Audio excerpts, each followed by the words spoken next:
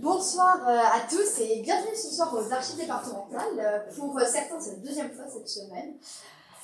Donc ravi de vous retrouver pour une belle conférence intitulée Protestants et catholiques en Moyen-Poitou du XVIe au XVIIIe siècle, donc, qui clôturera notre cycle de conférences autour de coexistence catholique et protestant dans les Deux-Sèvres. Merci Fabrice d'avoir accepté de venir faire cette très belle conférence chez nous. Donc pour ceux qui... Attends de voir. Je me fais aucun souci. Donc pour ceux qui... je ne vous présente plus, mais on va quand même faire un petit rappel. Donc, Fabrice Vigier, vous êtes maître de conférence en histoire moderne à l'université de Poitiers. Si je ne me trompe pas, responsable de la licence 1 Histoire, responsable pédagogique de la licence 1 Histoire, et là je ne me trompe pas, responsable du DU Archives et métiers des archives. Ça j'ai retenu. N'oublie pas que je suis ton chef. Voilà, exactement. Donc ça j'ai retenu. Voilà, vous êtes docteur en histoire moderne également, avec une très belle thèse, donc on est dans le thème, intitulée Le clergé paroissial du diocèse de Poitiers à la fin de l'Ancien Régime, rédigée sous la direction de Jacques Perret. Il y a quelques années. On ne dira pas l'année. Donc vous êtes spécialisé dans tout ce qui est le clergé de la fin de l'Ancien Régime et début Révolution, et début de la période révolutionnaire. Également de beaux articles et ouvrages sur la justice sous l'Ancien Régime. Et ce soir, donc, vous avez le plaisir de l'avoir en vrai pour cette très belle conférence. Je vous demande de l'applaudir. En fait, il n'a pas commencé, on peut bien l'applaudir. Cher Fabrice, merci encore d'avoir accepté d'être là. Je profite également, parce qu'il faut le dire, je vous remercie également d'avoir prêté votre concours à cette exposition, puisque c'est Fabrice Vigier qui a relu tous nos textes. Donc merci encore à vous pour cette belle réussite. Merci Fabrice. Moi par contre je vais tutoyer, Marie. Oui. Allez, merci. 3 petites choses peut-être. En préambule, tout le monde entend bien ? Parce que ça c'est essentiel, dans une conférence qu'on n'entend pas, c'est l'horreur. 3 petites choses. D'abord, merci de m'avoir invité pour cette conférence. Je crois que c'est la 4e fois que j'interviens ici, c'est toujours avec grand plaisir. Sachez-le. Et merci à Nathalie Trélu qui doit être dans un coin là, en train de se cacher, de m'avoir convié. Merci à Marie, la directrice, de m'avoir bien accueilli, je dirais, pour cette conférence aussi. C'est vrai que c'est bien parce que tu l'as un petit peu rappelé. Allez, ça m'a obligé à revenir un petit peu à l'histoire religieuse, parce que toutes les dernières conférences que j'ai pu faire, c'était que sur la justice, c'était que sur l'histoire de Poitiers. Allez, des fois c'est bien de revenir à ces fondamentaux, à ces amours de jeunesse ou presque. Deuxième petite chose que j'aimerais également préciser en préambule, en préparant cette conférence-là, je me suis dit, mais après coup, parce que finalement j'ai dit oui au mois de mai, on fait tout ça, allez. Mais en préparant cette conférence, que finalement c'était, l'air de rien, un sujet assez ambitieux. Je vais essayer de vous expliquer pourquoi, et essayer de vous le prouver également par mes propos. C'est que tout simplement, étudier, la question religieuse en Moyen-Poitou, entre le XVIe et le XVIIIe siècle, sur 3 siècles, finalement, ça revient à étudier l'histoire du territoire des Deux-Sèvres sur 3 siècles. Donc c'est gigantesque. Je peux le dire peut-être un petit peu autrement. On ne peut pas comprendre l'histoire de ce territoire durant ces 3 siècles si on ne s'intéresse pas aux problèmes religieux. Pourquoi ? Parce que cette question religieuse, elle est centrale, elle est primordiale. Si on n'a pas en tête tout ce qui a pu se passer durant ces 3 siècles, eh bien effectivement, on comprend difficilement même les Deux-Sèvres contemporaines des 19e et 20e siècles. Voilà. Et puis, c'est un sujet très très vaste, ça va de soi. Alors certes, ce serait ma dernière petite remarque, pour préparer cette conférence, j'ai un tout petit peu utilisé les petites recherches que j'ai pu faire, notamment sur le clergé au XVIIe et XVIIIe siècle, mais je me suis beaucoup servi, et j'ai dû le préciser dans ma présentation. Ça marche bien. Bon, en gros, c'est ça, vous avez compris, Moyen-Poitou, même si c'est, vous voyez, une définition un petit peu large, un petit peu vague, mais finalement, ce que je voulais juste préciser, que pour préparer cette conférence, eh bien, j'ai beaucoup relu, enfin, je les avais déjà beaucoup lu, vous inquiétez pas, de toute façon, mais je crois que c'est le moment aussi de rendre hommage à ceux qui ont beaucoup étudié cette question sur cette région du Moyen-Poitou au XVIe, XVIIe, XVIIIe siècle. Tout d'abord, plusieurs ouvrages ont déjà été publiés sur la question protestante en Poitou, et dans les Deux-Sèvres, Pierre Daise, Yves Krummenacher sur le XVIIIe siècle, beaucoup plus récent, Jacques Marcadet sur les protestants du Poitou depuis la révocation de Nantes.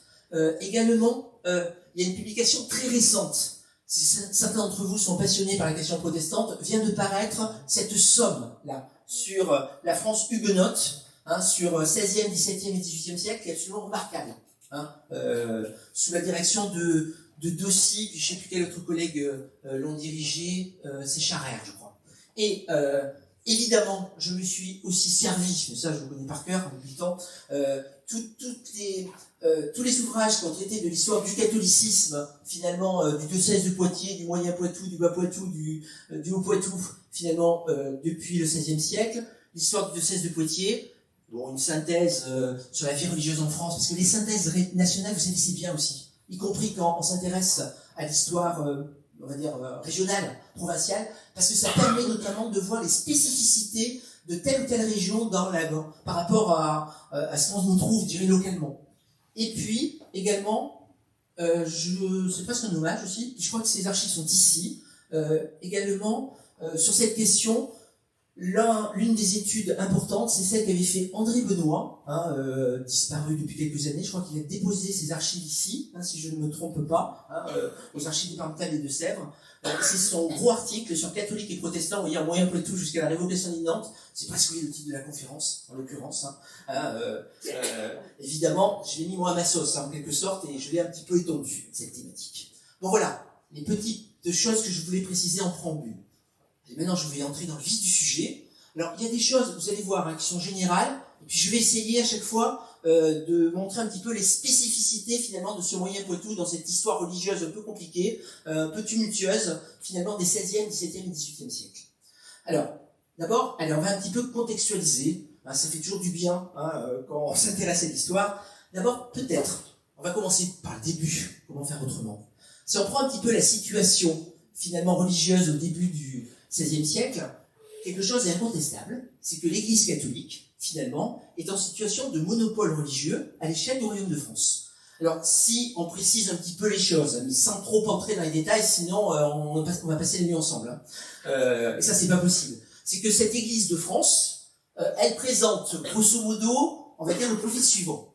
D'abord, il s'agit d'une institution très puissante. En gros, l'Église, à ce moment-là, possède à peu près 10% des terres. Et surtout, elle a su mettre en place, au cours du Moyen-Âge, des structures qui lui permettent de très bien encadrer, en tout cas, les populations françaises. Et notamment, la principale structure qui a été mise en place, ce sont les paroisses. Vous vous rendez compte, sur le Royaume de France, plus de 30 000 paroisses. Évidemment, c'est une structure extrêmement efficace pour l'encadrement religieux des populations.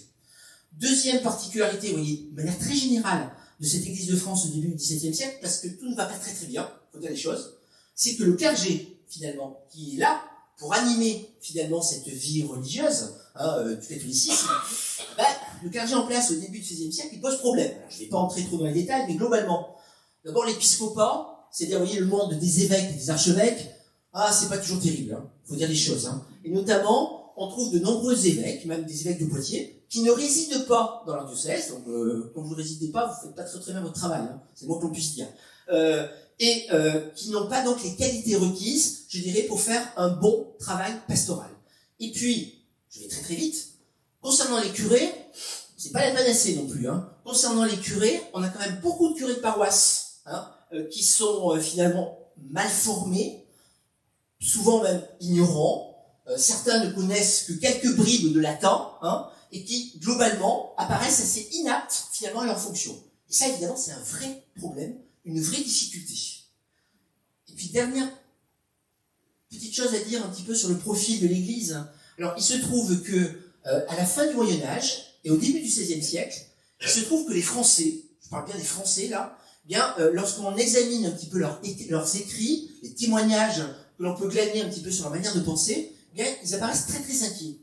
Très inquiets au niveau religieux. Alors à ce moment-là, on ne se raconte pas d'histoire, vous avez 99,99% des Français qui croient en Dieu.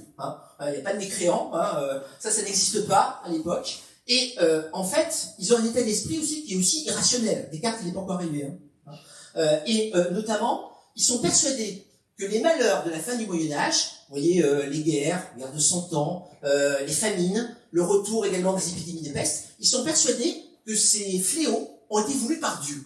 Et donc, ils sont extrêmement inquiets pour le salut de leur âme. C'est une inquiétude très forte.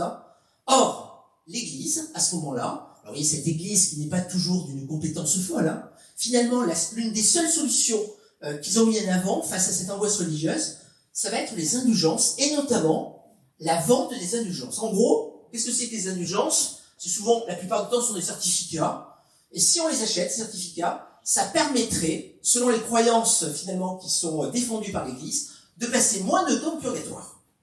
Alors, on va dire les choses clairement, à ce moment-là, l'Église a un gros chantier à Rome, qui s'appelle la Basilique Saint-Pierre de Rome, ils ont besoin d'argent, et finalement, la vente, le trafic de ces indulgences est un excellent moyen pour se procurer cet argent. Alors évidemment, les gens, vous savez, du début du XVIe siècle, ils n'ont pas de culture, mais ils ne sont pas idiots non plus tous. Évidemment, un certain nombre d'entre eux, ils contestent finalement cette politique religieuse. Et notamment ceux qui contestent cette politique religieuse, alors je vais vite, on va les appeler les protestants. Et ces protestants, évidemment, vont remettre en question finalement cette primauté de l'Église catholique, et notamment, ça va être le cas d'un certain nombre de réformateurs. Alors ces réformateurs, vous voyez, là j'approche progressivement du sujet, effectivement, il se trouve que face à cette situation de crise de l'Église, on trouve des personnalités qui, finalement, réclament une réforme profonde de l'Église. Et parmi ces personnalités, il se trouve que certaines d'entre elles ont un rapport direct avec le Poitou. C'est le cas, tout d'abord, de quelqu'un qui s'appelle Jean Boucher. Alors, Jean Boucher, c'est un Poitevin, c'est un habitant de Poitiers, mais c'est aussi un grand intellectuel, vous voyez, de la Renaissance, Et il est spécialiste en rhétorique, c'est un poète, c'est également un historien, donc je ne peux pas y être insensible, loin s'en faut. Et comme beaucoup des gens savants de l'époque, il se passionne aussi pour les histoires religieuses. Et c'est pour cette raison qu'en 1512, il publie finalement un ouvrage qui s'appelle La déploration de l'Église militante, dans lequel finalement il dénonce les abus de l'Église. Alors oui, ça ressemble à ça, cet ouvrage. On va pas le lire ce soir, vous inquiétez pas. Si vous voulez le lire, c'est sur Gallica in extenso.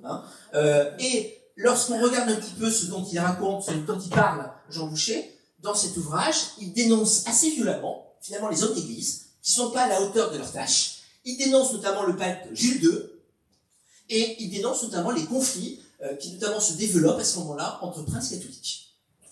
Et il réclame, tout en se voulant attaché au catholicisme, il réclame une réforme interne profonde de l'Église. Vous voyez, réforme profonde de l'Église, vous voyez, le message est là. Et puis la deuxième personnalité qui souhaite une réforme profonde de l'Église, vous le connaissez tous, et qui a un rapport avec le Poitou, c'est Jean Calvin. Alors pourquoi le rapport avec le Poitou? Tout simplement, alors le voilà, on a beaucoup porté de lui, c'est qu'on sait avec certitude qu'il a séjourné pendant 2 mois dans la ville de Poitiers. Ça, c'est certain. Et même dans ses ouvrages postérieurs, lorsqu'il sera à Genève, il continuera à faire allusion à ce qu'il a vu, ce qu'il a vécu à Poitiers et en Poitou. Et ce personnage-là, vous voyez, notamment, il va publier finalement un ouvrage, je ne sais pas si tu en as exposé un dans l'une de tes vitrines, très certainement, c'est le best-seller de l'époque. Je sais bien que c'est la chronique des best-sellers, mais c'est le cas. Son ouvrage, qui s'intitule « Institution de la religion chrétienne », va être extrêmement apprécié dans ces milieux, vous voyez, qui veulent une réforme de l'Église. Alors je résume, en quelque sorte, sa pensée, et notamment sa pensée, il se veut évidemment chrétien, mais évidemment il y a des différences vis-à-vis par rapport au catholicisme. En résumé, je suis pas là pour ça, il proclame la croyance en la prédestination, contrairement au catholicisme qui dit, pour obtenir son salut, ce sont les œuvres qui sont primordiales, les bonnes actions, si vous voulez. Là, c'est la prédestination pour quelqu'un qui prime. Également, il dit que la seule source de la foi, c'est la Bible. Allez, on s'en fiche de tout ce que les pères de l'Église ont pu dire, ou tout ce que les conciles ont pu proclamer. Ce qui compte, c'est l'Ancien et le Nouveau Testament. Autre croyance qui va imposer, mais vous savez, c'est des créations humaines, tout ça. Il dit que il ne doit y avoir que 2 sacrements. Les 2 sacrements, c'est le baptême et la communion. Avec, pour la communion, fini la transubstantiation, on en a marre de ça. Je vais vite. Et également, il est favorable à ce que soient constituées finalement des églises chrétiennes. Alors évidemment, qu'on va appeler huguenotes bientôt, calvinistes. mais qui soit assez structuré autour, non pas de membres du clergé, mais de pasteurs, qui seraient simplement des guides religieux. Et puis, il est favorable à un culte qui soit finalement assez dépouillé, assez sobre, avec un rejet du culte des saints, un rejet de la croyance dans le purgatoire, hein, et évidemment un rejet des indulgences. Quelle horreur. Hein. Voilà en résumé, vous voyez, le calvinisme pour les nuls, si j'ose dire, hein, les points fondamentaux. Et le résultat, en tout cas, c'est qu'à partir du milieu, vous voyez, je vais y revenir de toute façon, à partir du milieu du XVIe siècle, dans les années 1550, il est clair que l'Église catholique a perdu, finalement, son monopole religieux au sein du royaume. Et il existe, dès les années 1550, véritablement deux églises concurrentes dans le royaume de France, une église catholique et une église protestante. Alors, ces communautés protestantes, vous voyez la carte, chaque petit point correspondrait finalement à une église calviniste. Vous voyez que ces églises sont surtout situées dans la partie sud du royaume. Hein. Vous voyez que le Poitou est plutôt bien loti. On va voir pourquoi dans un instant. Hein. Et bien évidemment, la région qui nous concerne ce soir, le Moyen Poitou, est justement l'un des secteurs où va exister cette dualité confessionnelle entre catholiques et protestants. Alors, ce que je me propose de faire ce soir, je sais pas, je vais y arriver, mais il va falloir que je sois persévérant, c'est essayer de voir quelles sont les relations entre catholiques et protestants dans ce secteur du Moyen Poitou. Vous voyez, sur 3 siècles, en gros, entre les années 1530 hein, jusqu'aux années 1780. Alors, vous savez, quand je fais des plans, certains ici m'ont eu en cours, je fais toujours des plans en 3 parties. Vous êtes d'accord? Eh ben là, j'ai pas pu. Là, j'ai pas pu. C'est fou, hein. J'ai pas pu. Alors, j'aurais pu faire, mais ça aurait été artificiel. Finalement, dans l'histoire de ces relations entre catholiques et protestants au Moyen Poitou, j'ai distingué, parce qu'à chaque fois, c'était vraiment bien spécifique, 5 périodes différentes. 5 périodes différentes. Et ce sont ces 5 périodes, vous voyez, différentes, que je vais essayer de vous présenter et que je vais essayer de vous caractériser. D'accord? Alors, évidemment, vous doutez bien que ça va être un tout petit peu dans la chronologie, sinon on ne comprendrait rien. Hein. Mais vous verrez que ces 5 périodes sont très différentes et sont très très importantes dans l'histoire finalement de ce territoire qui s'appelle le Moyen Poitou. Alors alors oui, j'ai même mis 5 périodes, oui, j'ai bien mis ça, je vais l'anticiper. Il faut ménager le suspense. Alors première période, c'est le début. En gros, les années 1530 jusqu'aux années 1550. Alors, cette période, comment exactement les définir? Quelles sont finalement ses particularités? Alors, c'est pas la période la plus facile, hein, notamment pour ceux qui veulent une réforme religieuse. Pourquoi? Tout d'abord, si on contextualise, effectivement, à partir des années 1530, alors oui, François Ier, vous connaissez tous, le vainqueur de Marignan, 1515. Au début, excusez-moi l'expression, c'est pour faire comprendre, il est cool avec les réformés. Il est gentil. Hein. Et notamment, il a une sœur, une sœur qui est plutôt proche de ces milieux-là. Donc, François Ier, il ne va pas du tout embêter, je dirais, les premiers réformés qui apparaissent dans le Royaume de France. Jusqu'à une affaire, en 1534, il se trouve qu'il y a des petits provocateurs réformés qui ont été jusqu'à mettre des affiches demandant au roi de France, finalement, de se convertir au protestantisme, jusque sur la porte du roi. Et ça lui a pas plu, hein, à François Ier. Je vais un petit peu vite, hein. Et à partir, effectivement, de cette affaire qui s'appelle l'affaire des placards, parce que les affiches s'appellent des placards, eh bien, François Ier et son successeur va faire de même. Il va mettre en place, finalement, une législation anti-protestante. Et les protestants, hein, ces réformés, vont tous être considérés comme des hérétiques. Et puis, qui dit hérétique, ça veut dire que quand on les attrape, quand on les juge, eh bien, que fait-on? On les brûle. D'accord? Hein, c'est ça, hein, au départ. C'est ça le contexte, en quelque sorte, juridico-religieux. Hein. Alors, est-ce que dans la région, ce genre de choses, et en Poitou, cela va s'exprimer? Oui, on recense les premières exécutions de réformés en Poitou assez tôt, même avant 1534. Puisque, effectivement, en 1531, j'ai dû le noter, on a un certain Étienne Gélineau, qui est originaire de Loudun, qui est brûlé à Poitiers, d'accord? Et il était considéré comme étant réformé. Plus proche d'ici, à Fontenay-le-Comte, eh bien, on a un certain Gérard de l'Épée, marchand drapier, qui est brûlé également pour fait de réformes religieuses, pour être un hérétique. Et puis, j'ai un troisième exemple. Là, c'est pas la parité, mais il fallait qu'il y ait une femme, qu'on brûle. En l'occurrence, on la brûle pas parce qu'elle serait sorcière, ça aurait pu, mais on la brûle, en l'occurrence, parce qu'elle était, réformée, une servante originaire du Bas-Poitou, qui est brûlée également à Fontenay-le-Comte. Alors, il y en a eu beaucoup plus, mais simplement, on n'en a pas gardé les traces dans toutes nos archives, et notamment, on en est quasiment persuadé, parce que, qu'il y en a eu beaucoup plus, par exemple, en 1541. En 1541, vous voyez, c'est pendant cette période, vous voyez, où les protestants sont considérés comme des hérétiques, se réunit à Poitiers, vous voyez, l'ancien palais de justice, se réunit finalement un tribunal exceptionnel qui s'appelle des Grands Jours, et sa mission, c'est justement de réprimer et de punir tous les hérétiques de la province. Alors simplement, pas de chance, il se trouve que les comptes rendus de ces Grands Jours n'ont pas été conservés, et que par conséquent, on peut supposer qu'il y a eu peut-être quelques dizaines d'exécutions à ce moment-là, mais en tout cas, vous voyez, il n'était peut-être pas de bon ton d'être protestant, en tout cas à ce moment-là, dans les années 1530-1540. Bon, malgré tout, et c'est ça qui nous intéresse, c'est que malgré ce contexte difficile, eh bien, de nombreux habitants du Moyen-Poitou, eh bien, vont malgré tout se convertir aux idées réformées. Alors vous allez me dire, vous êtes courageux, ce qui est vrai. Pourquoi ? Pourquoi les gens... C'est une vraie question. Alors, la question importante, c'est ça. Pourquoi devient-on protestant Moyen-Poitou, oui, dans les années 1530, 1540, 1550 Alors évidemment, ce que je vais vous dire, ce sont que des éléments de réponse. Parce qu'évidemment, l'explication principale est aussi souvent très, très individuelle ou familiale.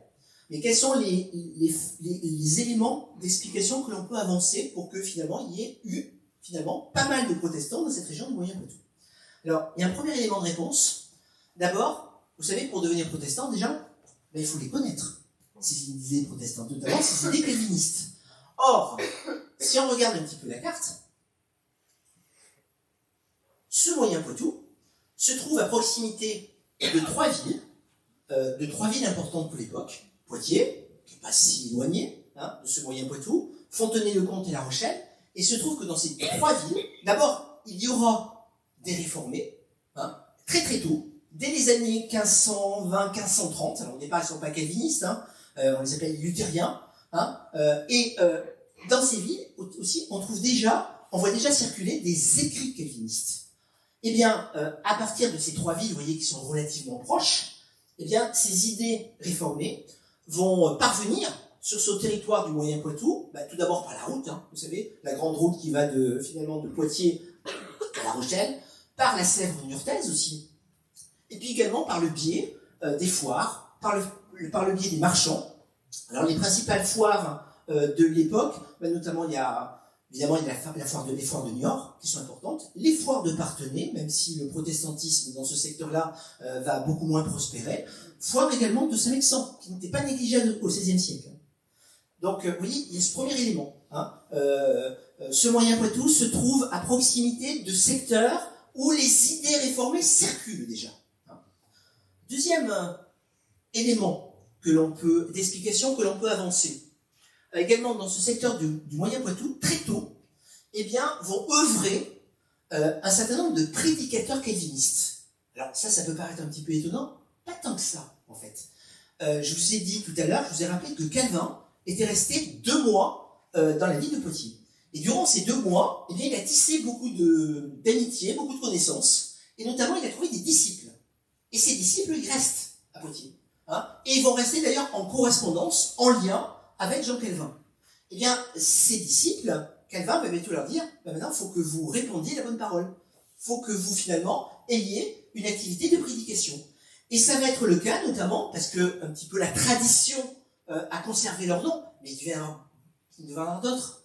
C'est le cas, notamment, alors voilà Calvin, le maître à penser, d'un certain Albert Babineau, qui était professeur à l'université de Poitiers, qui avait un surnom, le bonhomme, en tant que calviniste, pour simplifier, et qui va notamment beaucoup œuvrer auprès des familles nobles de la région.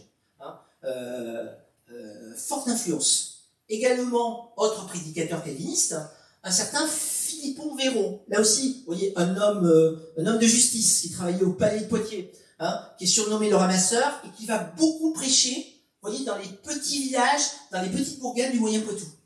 Et puis, la tradition a également conservé le nom d'un troisième prédicateur calviniste, un certain Jean Vernoux, hein, et on sait, hein, parce qu'on a quelques traces, quelques témoignages, qu'il a prêché notamment dans les régions de Saint-Hilaire-sur-l'Autise ou de Chenay. Alors oui, je vous dis ces deux-là, mais il a dû aller ailleurs, il n'a pas dit, je vais que qu'à ces deux endroits-là. Mais là, on est sûr qu'il y est passé. Donc vous voyez, action de prédication parallèlement, je dirais, à ces diffusions plus d'écrits que j'ai mentionné tout à l'heure. Et puis, il y aurait une troisième élément d'explication au fait que finalement des gens en Moyen Poitou soient devenir protestants.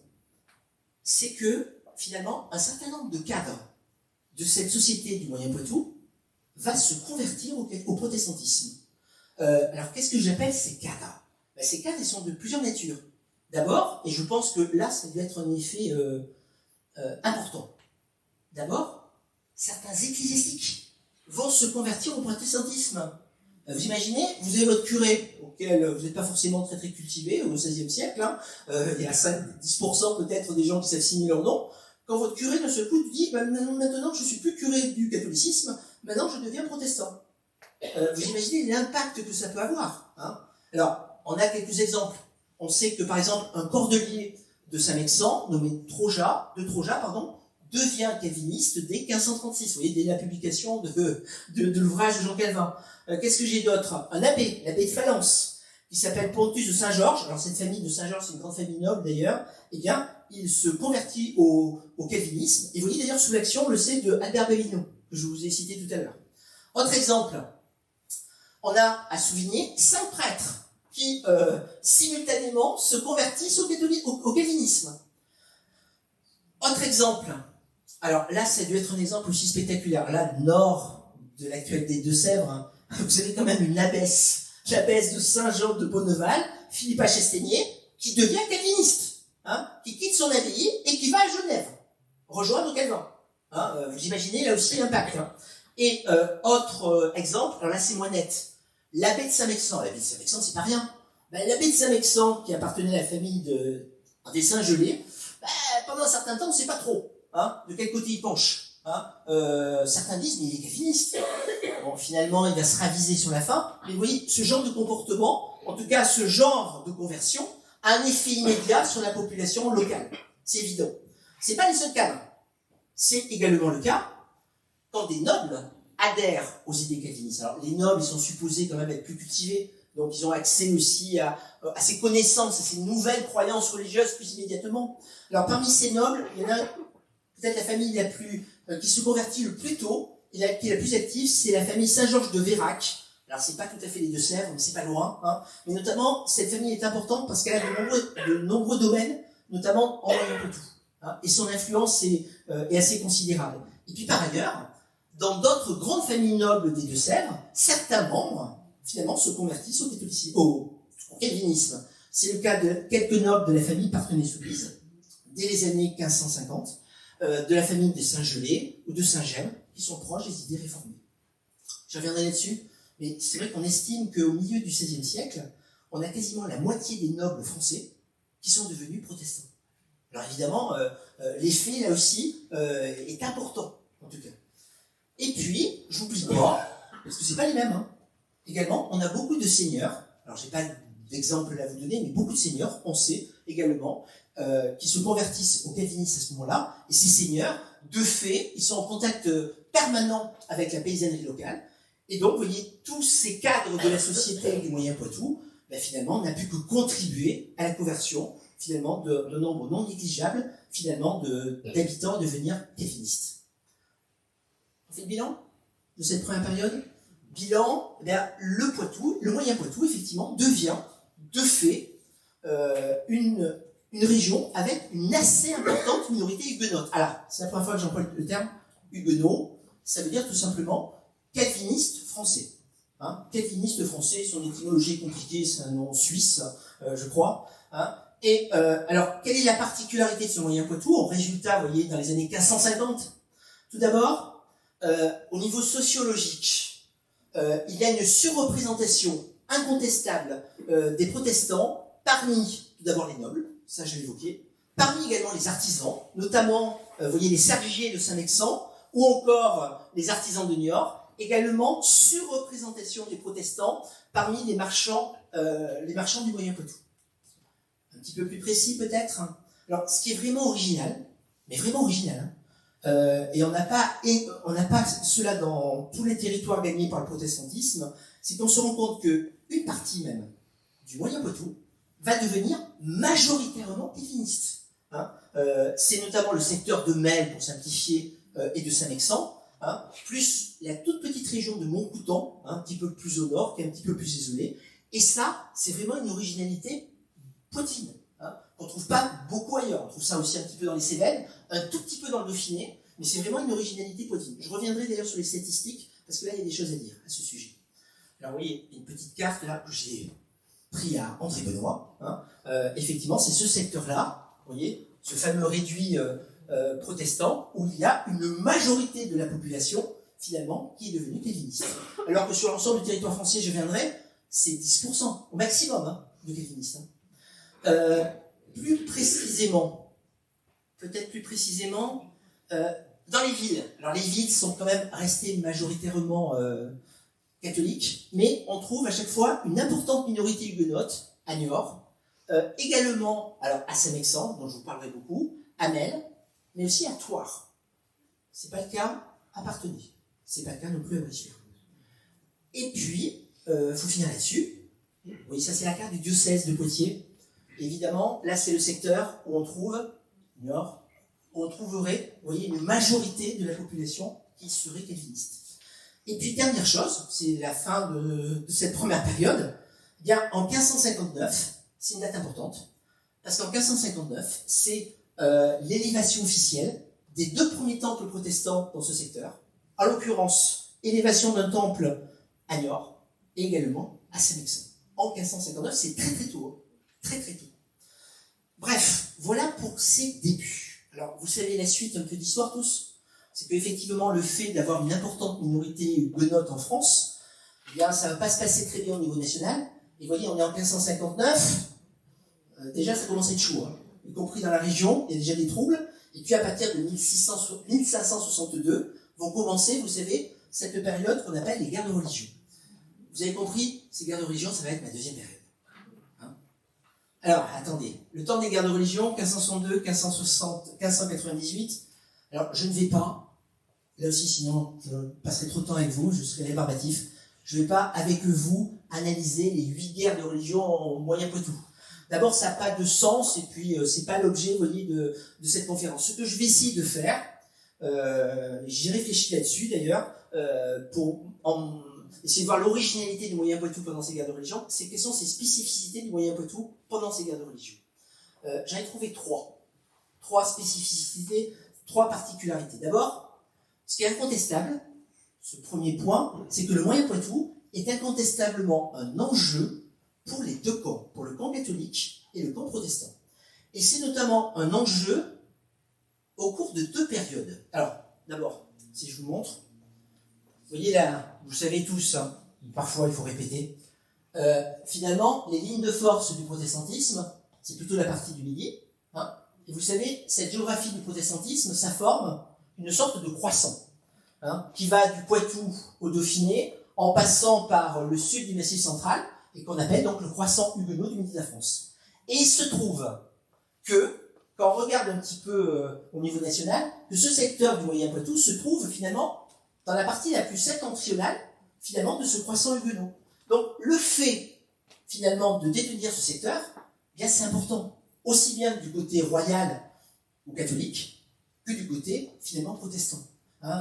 C'est pas une situation anodine, si vous voulez. Et on se rend compte notamment que le Moyen Poitou était un enjeu, alors pas pendant tous les guerres de religion, mais surtout à 2 moments. Je serais tenté de dire au début des guerres de religion et à la fin. Dans les années 1560 et dans les années 1590. Alors, je vais les préciser. Effectivement, tout d'abord, il semble bien que cette région du Moyen Poitou était un enjeu pour les catholiques et les protestants, tout d'abord dans les années 1560. Alors, à quoi ça se voit, ça? je vais faire fi de tous les combats, on s'en fiche que ça pour le moment, même si j'en parlais tout à l'heure. Mais notamment, on le voit parce qu'un certain nombre de personnages importants viennent ici, viennent en Moyen-Poitou. C'est le cas, tout d'abord, du roi d'époque. Alors, c'est Charles IX, mais ce qui est plus important, c'est sa maman, hein, Catherine de Médicis.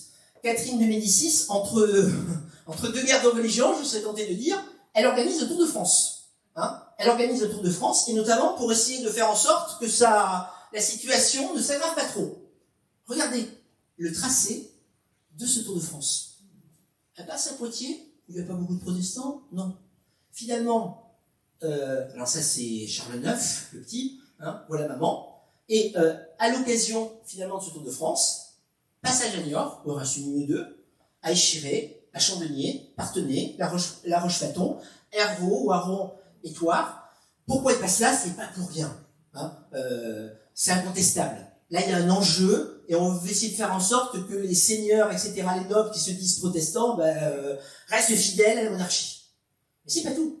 Il n'y a pas simplement, vous voyez, les plus hautes autorités du royaume qui passent dans ce secteur dans les années 60.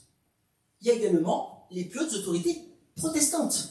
Et notamment dans les années 1560, c'est la reine de Navarre, c'est Jeanne d'Albret, vous savez, la maman du futur de Henri de Navarre. Alors il est là lui aussi, hein. Il est petit là, il a 14-15 ans. Hein. Et Jeanne d'Albret, elle décide notamment de passer l'hiver 1568-1569, elle le passe à Niort. Hein.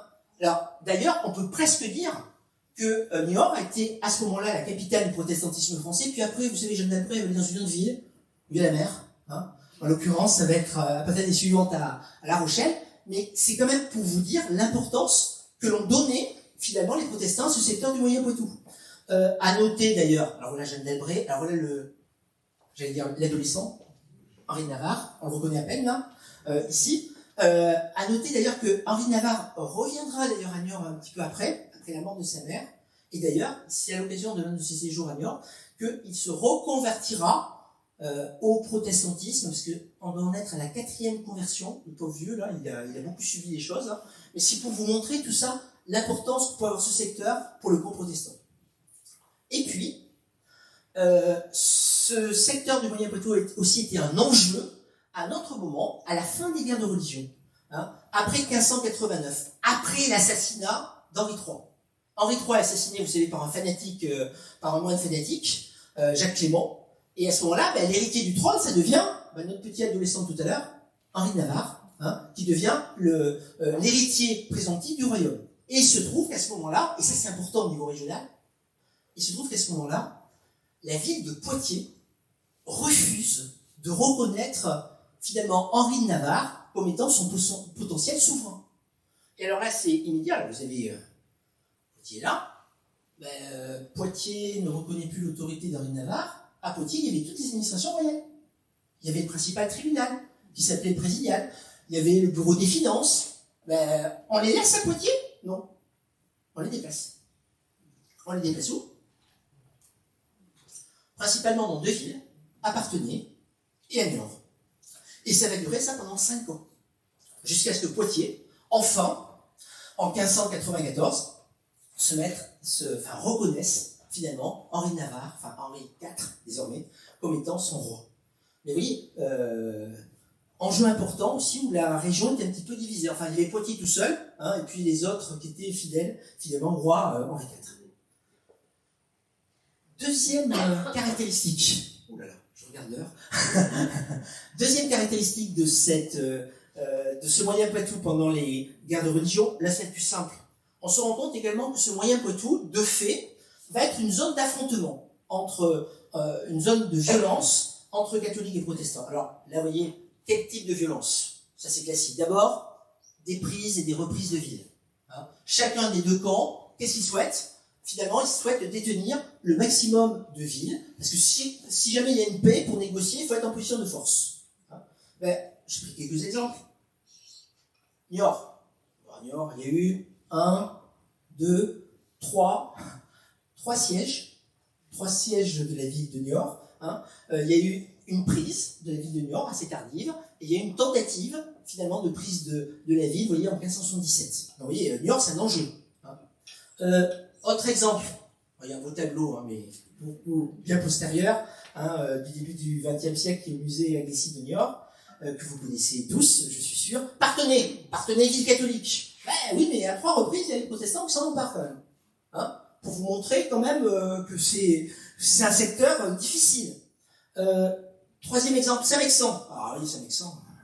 Prise par les protestants, vous voyez, à 6 reprises. 1562, 1568, 1569, 74, 87, 89. Et elle a été occupée un temps par les troupes de François d'Alençon. Bon, c'est un petit peu à part, ça. Hein. C'est ni catholique ni protestant, à un moment donné, c'est le parti des malcontents. Mais il n'empêche que c'est essentiel à comprendre, à connaître. Et puis, pour la ville de Melle, bon là, c'est égalité, je dirais.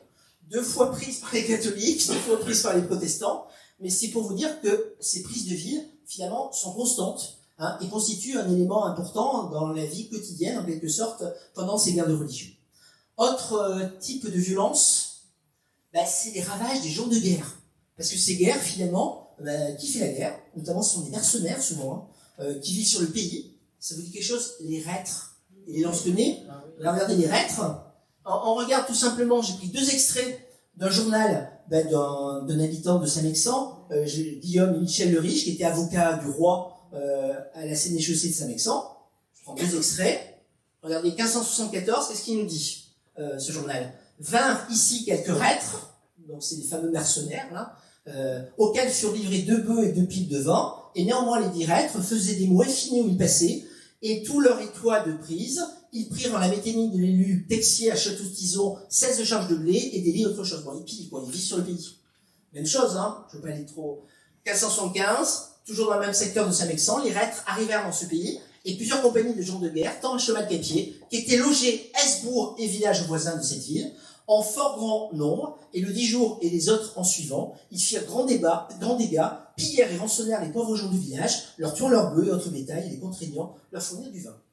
Bon, c'est l'Ukraine, quoi. Hein? Et puis, autre type de violence, évidemment l'enjeu est religieux aussi. Évidemment, il n'y a pas beaucoup de temples encore, il y a des églises. Et beaucoup d'églises catholiques vont être détruites. Alors, il y a notamment en Poitou une vague de démolition au cours de l'année 1568. Alors, les églises que je vais mentionner, ça veut dire qu'il n'y a que celles-ci de détruites. Hein. Mais on est sûr, en tout cas, qu'elles ont subi des dégâts à ce moment-là. Alors, c'est le cas notamment dans les villes, où à Saint-Mexan, toutes les églises sont ravagées, sauf l'église Saint-Saturnin. Hein.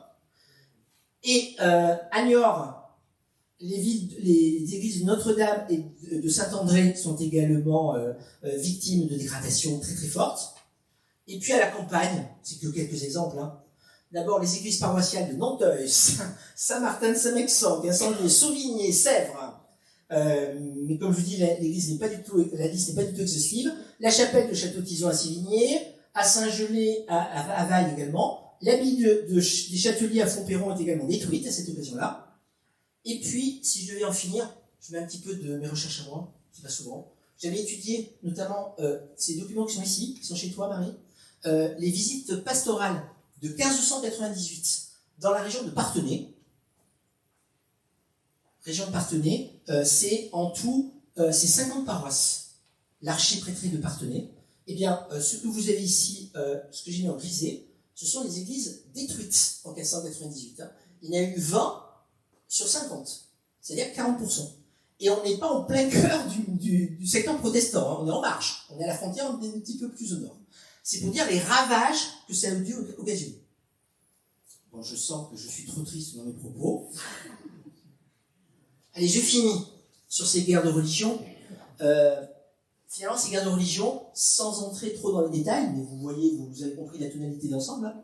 Ces guerres de religion, évidemment, vont se terminer par l'édit de Nantes. Évidemment, cette région du Moyen-Poitou va être très concernée par les clauses de l'édit de Nantes de 1598. Effectivement, cet édit va accorder un certain nombre de libertés, finalement, aux communautés huguenotes.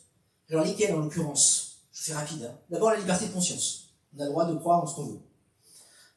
Deuxième liberté, les protestants peuvent accéder à tous les métiers, à toutes les fonctions. Pas de discrimination d'ordre religieuse. Ça, c'est valable pour tout le royaume. Hein. Également, on met en place au niveau judiciaire des chambres mi-parties. En gros, ce sont des tribunaux avec pour moitié des juges catholiques et pour moitié des juges protestants. Donc, vous voyez, s'il y a un procès qui oppose un catholique à un protestant, bien, on va dire que c'est moins juste. C'est plus juste, en tout cas, comme sentence. Alors, il n'y en aura que 4 auprès des parlements de Paris, de Bordeaux, de Toulouse et de Grenoble. Et puis, plus spécifique peut-être pour le Poitou, on va accorder aux protestants des places de sûreté. C'est quoi des places de sûreté? C'est tout simplement des villes où les protestants ont le droit d'entretenir une garnison, avec des soldats, et qui peuvent être, ces places de sûreté, des villes de refuge, si jamais les gardes de religion reprennent. 50, c'est pas mal, hein? Et voilà, la localisation. Vous vous rendez compte tout de suite, il y en a un petit peu au Poitou, on dirait. Effectivement, il y aura 3 places de sûreté en Poitou de plus de 100 hommes, notamment, vous voyez, Niort et Thouars. Et puis, il y en aura pour un petit peu moins d'hommes, moins de 100 hommes, pardon. Notamment, il y aura Saint-Mexan. Donc, en gros, ça fait Saint-Mexan, Niort et Thouars pour l'actuel territoire du département des Deux-Sèvres. Et puis, c'est pas tout à fait tout, ce que je voulais vous dire. Concernant l'édit de Nantes, on accorde une certaine liberté de culte aux protestants, et notamment, ils ont le droit de pratiquer le culte protestant dans les temples qui existaient déjà avant 1598. Alors, combien y avait-il de temples protestants avant 1598 en Moyen-Poitou? Il y en a une quinzaine. Vous avez les choses, hein? Une quinzaine. Donc, ça veut dire que le culte est autorisé dans ces lieux-là, avec un temple et puis un personnel pastoral, si la communauté a pu s'en fournir. Voilà, une quinzaine, même si je crois que c'est 16. Là, vous avez une petite carte, évidemment, qui représente ces temples-là. Deuxième période. Et là, vous dites, c'est bien, il y a eu la paix. Vous êtes soulagés, je pense. J'en arrive à ma 3e période. Vous voyez, après l'édit de Nantes, finalement, le régime de l'édit de Nantes va durer en France officiellement 8 décennies à peu près, de 1598 jusqu'aux années 1680. Alors, quelle est un petit peu la situation à ce moment-là? Est-ce que c'est vraiment là? C'est le titre, je crois, de l'exposition. C'est vraiment la coexistence. Coexistence. Alors, est-ce que la coexistence, elle est bien? Est-ce qu'elle est sereine durant cette période, en gros, au XVIIe siècle? Alors, on va voir. Ce que je vous propose de voir, c'est un petit peu la situation des 2 églises à ce moment-là. Parce qu'il y a les protestants, dont je vous ai beaucoup parlé, mais il y a aussi les catholiques. D'abord, les protestants vont s'organiser très vite, et ils vont mettre en place ce qu'on appelle le système presbytéro-synodal. Alors, c'est un nom compliqué. Qu'est-ce que c'est exactement? En fait, c'est une organisation qui a été adoptée dès 1559. Vous voyez, l'organisation est précisée dans un texte qui s'appelle « La discipline ecclésiastique des Églises réformées de France », peu importe, vous voyez, qui a été adoptée en 1559. C'est quoi exactement? En fait, c'est une organisation à 3 échelons, pour simplifier. Tout d'abord, premier échelon, premier niveau. D'abord, dans chaque communauté calviniste, vous voyez les 15 ou les 16 églises du Moyen-Poitou, eh bien, on va trouver notamment un consistoire. C'est quoi un consistoire? C'est une petite assemblée, allez, 10, 15 personnes, constituées de ce qu'on appelle d'anciens ou d'élus, et ce sont ces consistoires finalement qui gèrent la communauté calviniste, et qui surveillent aussi les fidèles. Et dans chacune de ces communautés, on va trouver un pasteur qui, généralement, enfin c'est toujours le cas, a été formé à Genève. Ça, c'est le premier niveau. En gros, vous voyez des églises calvinistes locales, dirigées par un consistoire, avec un temple, avec un pasteur. Ça, c'est le premier niveau, le plus simple qui soit. Il y a un deuxième niveau dans cette organisation, c'est au niveau régional, on va trouver ce qu'on appelle les provinces et les colloques. Alors là, on trouve en France, le mieux c'est de trouver une carte. On trouve effectivement en France 16 provinces, en gros calvinistes. Est-ce que vous les voyez sur la carte? Je dis ça, c'est pendant que je bois. Vous voyez, les provinces, elles sont marquées franc vert. Et vous avez, par exemple, une province du Poitou. Donc 16 provinces en tout. Et chacune de ces provinces est elle-même subdivisée en ce qu'on appelle des colloques. Vous voyez, en Poitou, il y aura donc 3 colloques. Un colloque du Haut-Poitou, donc c'est la Vienne, un petit peu le nord des Deux-Sèvres actuelles, le Moyen Poitou et le Bas Poitou. Et c'est aussi intéressant, à l'échelon de cette province du Poitou, on va organiser des réunions, ce qu'on appelle des synodes provinciaux, hein, et qui réunissent, voyez, des représentants de toutes les églises protestantes de ce Poitou, en quelque sorte. Hein. Alors regardez, ces réunions sont régulières. Il y en a 16 qui ont eu lieu à Fontenay-le-Comte, mais aussi 8 à Niort, 6 à Couzoge et 5 à Saint-Mexan. Donc il y a une vraie organisation qui va durer jusqu'au milieu du XVIIe siècle. Et puis il y a un troisième niveau. Ce troisième niveau, il est national. On organise au niveau national des synodes nationaux avec des représentants des 16 provinces françaises. Alors si je vous en parle, alors évidemment pour se réunir il faut l'autorisation du roi. Au moment il ne peut autoriser rien, mais ça c'est plus tard.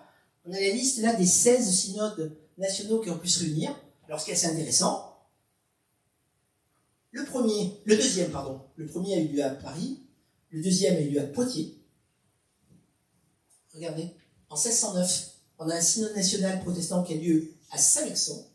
Et le dernier, alors si vous allez me dire c'est pas là, c'est pas le Moyen Poitou, c'est Loudun, hein, 1559-1560, ce sera le dernier qui sera autorisé par le pouvoir royal, par Louis XIV. Voilà. Voilà l'organisation. Vous voyez que c'est une organisation assez élaborée quand même. Que deviennent, parallèlement, au même moment, finalement, l'Église catholique, que je vous avais laissée en plutôt piteux état. Cette Église catholique, au XVIIe siècle, réagit. Je vous simplifie un peu. En gros, au XVIe siècle, elle était sur la défensive. Hein. Les intellectuels, ils étaient dans quel camp? Je suis désolé, ils étaient dans le camp protestant. Hein. Ça tenait pas la route, hein, du côté catholique. Hein. Le clergé, il y avait de gros moyens, mais il n'avait pas forcément la volonté. En revanche, à partir du XVIe siècle, l'Église catholique, on va dire, réagit. Vous savez ce qu'on appelle le mouvement de la contre-réforme catholique. Hein. Et notamment, à partir de 1615, ils vont adopter, cette Église catholique, finalement, les clauses du Concile de Trente. Alors, ce clergé catholique, quelles sont ses spécificités au XVIIe siècle? D'abord, ce clergé catholique continue de s'appuyer sur les anciennes structures qui avaient été mises en place dès le Moyen-Âge. Et notamment, et qui sont assez efficaces quand même, hein, cette Église catholique est organisée en diocèse, et chaque diocèse est lui-même subdivisé en archidiaconés, en archiprêtrés et en paroisses. Le diocèse de Poitiers, c'est 750 paroisses, qui sont elles-mêmes organisées en 24 archiprêtrés et en 3 archidiaconés. Je vous assure que c'est une organisation aussi qui permet quand même de bien surveiller, de bien encadrer les populations. On garde ces structures. Deuxième spécificité, alors je vais parler du Concile de Trente, l'Église de France, vous voyez, qui est quand même encore nombreuse, pléthorique même, elle adopte les clauses du Concile de Trente, et notamment ce Concile de Trente veut absolument, parce qu'ils ont bien vu que c'était là le problème, que le clergé en place soit de grande qualité, soit bien formé et fasse bien leur boulot. Parce que s'ils font pas bien leur travail, eh ben c'est fini, le combat ou la rivalité avec les protestantistes, ils vont le perdre. Alors c'est pour cette raison que notamment, du fait de cet encouragement du Concile de Trente, vont se mettre en place régulièrement ce qu'on appelle des visites pastorales. C'est quoi? C'est des inspections. On inspecte les curés, les prêtres en place, et s'ils font pas bien leur travail, on prend des sanctions. Alors ces visites pastorales, évidemment, sont précieuses. Les archives départementales de Sèvres avaient une très très belle collection, uniquement pour l'archiprêtré de Parthenay. Hein. Il se trouve que je les ai un petit peu étudiés. Vous voyez, 1598, 50 paroisses visitées, vous avez la moitié avec des curés qui tiennent pas la route. Hein. D'accord? Ils habitent pas dans la paroisse, etc. Après, ça s'arrange. Vous voyez, année 1660, allez, il y a quand même 3 ivrognes, un curé qui est père de famille, ça fait toujours sourire. Hein, je crois que dans la visite, il y a l'inspecteur, si vous voulez, qui arrive, il entre dans le presbytère, il voit des gamins. Il est un peu surpris, il se renseigne, ah ben c'est les enfants du curé. Hein. Regardez, je sais pas si vous voyez bien, 1686, il n'y a plus que curé qui serait répréhensible sur 33. En plus, le curé, c'est simplement, il n'habite pas dans la paroisse. Mais c'est pas comme s'il était ivrogne, incompétent, analphabète, etc. Et en 1698, vous voyez, il y en a encore 3 qui seraient répréhensibles. Mais vous voyez que la situation semble s'améliorer. Alors, ça s'améliore d'autant plus, Mais il faut attendre la fin du XVIIe siècle pour que les curés soient mieux formés. C'est bien qu'ils aient une formation initiale. Aujourd'hui, on dit comme ça. Formation initiale, c'est le séminaire. Mais le séminaire, il faut quand même attendre 1681 avant que le premier séminaire du diocèse de Poitiers soit créé. Donc ça, c'est tard. C'est même très tard. Et puis, dernier aspect de cette église catholique, finalement, au XVIIe siècle, c'est que cette église catholique va encourager la création de nouveaux établissements religieux. Ça, c'est important. C'est même essentiel. Et notamment dans les villes. Alors oui, j'ai mis diocèse de Poitiers. Et en particulier, vont se créer de nouveaux établissements religieux, mais vraiment anti-protestants. Là, vous voyez la tolérance, tout ça, coexistence, on laisse tomber. On laisse tomber, on n'aime pas ça. Hein, et on va créer notamment des couvents, des congrégations religieuses, mais qui sont clairement anti-protestantes. Je prends 3 exemples. D'abord, les Capucins. Créés dès le début du XVIIe siècle. C'est quoi les Capucins? C'est des religieux qui sont spécialisés dans la prédication. Et notamment, ce qu'on leur a dit de faire, c'est de harceler le vieux protestant. Parce que quand il devient vieux, il devient plus fragile. Et donc, on peut le convertir. Hein, ces Capucins, vous voyez qu'ils ne sont pas des anges de tolérance. Est-ce qu'il y en a beaucoup de couvents de Capucins qui sont créés? Regardez, je les ai mis en vert, je crois. Poitiers, Châtellerault, Loudun, Thouars, Parthenay, Saint-Mexan, Niort, Mel, Civray, Ruffec. Vous voyez d'ailleurs que le secteur où il y avait le plus de protestants, il y avait du capucin. Hein, ils avaient du boulot. Là. Deuxième exemple, les Ursulines. Alors là, c'est une congrégation féminine, éducative. Elles sont cloîtrées. Et notamment, leur vocation, c'est notamment l'éducation catholique des jeunes femmes. Alors, parfois, elles sont anti-protestantes. Il y aura pire, quand même. J'y viens dans un instant. Alors, ces Ursulines, on trouve à Poitiers, à Loudun, à Thouars, à Parthenay. Et puis, peut-être, celle-là me plaise bien, l'Union chrétienne. L'Union chrétienne a été créée dans les années 1680. Au moment d'un épisode que je parlais tout à l'heure qui s'appelle les dragonnades. Ça consiste en quoi? Ça consiste à arracher des jeunes filles de familles protestantes et à les placer dans ces établissements pour en fait faire de bonnes catholiques. Vous voyez, en termes de tolérance, on fait mieux, je pense. L'Union chrétienne, on va en trouver à Poitiers, à Parthenay, à Loudun. D'accord? Donc vous voyez, une posture quand même assez offensive au XVIIe siècle de la part du catholicisme. Allez, je fais le bilan de ces 80 ans. Est-ce que ces bilans au XVIIe siècle, normalement, c'est la coexistence? Est-ce qu'il est plutôt favorable au camp catholique ou au camp protestant? Mince, j'aurais pas dû mettre la réponse. Alors, si je fais le bilan d'abord. Premier bilan, d'abord, il y a un premier bilan négatif pour les protestants, c'est que, alors ça, c'est pas du fait des protestants ou des catholiques du Poitou, c'est un fait national, c'est que dans les années 1620, il y a eu des guerres de religion, les ultimes guerres de religion, et c'est les protestants qui ont perdu. Et comme ils ont perdu, on leur enlève toute leur place de sûreté. Voilà. C'est l'édit de grâce d'Alès, de 1629, qui supprime toutes les places de sûreté protestantes, et donc, fini tout ça. Fini Niort, fini Thouars, fini Saint-Mexan. Ça veut dire que si jamais les protestants étaient victimes de persécution, on ne sait pas, hein, ça peut arriver, est-ce qu'ils auraient la possibilité de se défendre? Non. Ça, c'est le premier bilan. Dès 1629, c'est comme ça. Deuxième... Alors, qu'est-ce qui se passe là?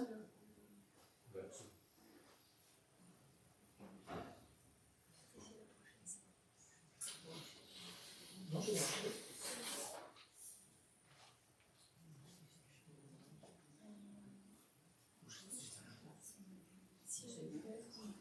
oui. On est soulagé. Qu'est-ce qu'on est dépendant des... C'était mieux au XVIIe siècle. Toujours au même moment. Alors là, on a quand même des individus dans le clergé catholique local ou dans le camp catholique régional. C'est pas des petits monsieur très tolérants. Hein. On a notamment un évêque de Poitiers qui fait tout pour briser le protestantisme dans le diocèse de Poitiers.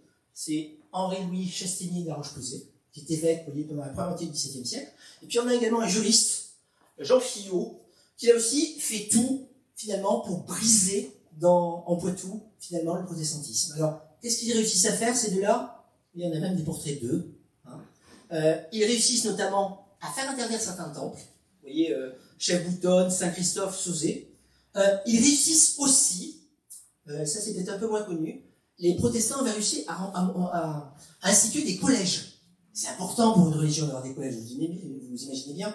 Collège à Niort, à Loudun, à Coyamel. Eh bien, La Roche-Posay, assisté par Jean Fillot, le machiavélique juriste de Poitiers, réussissent à faire supprimer, vous voyez, ces collèges protestants.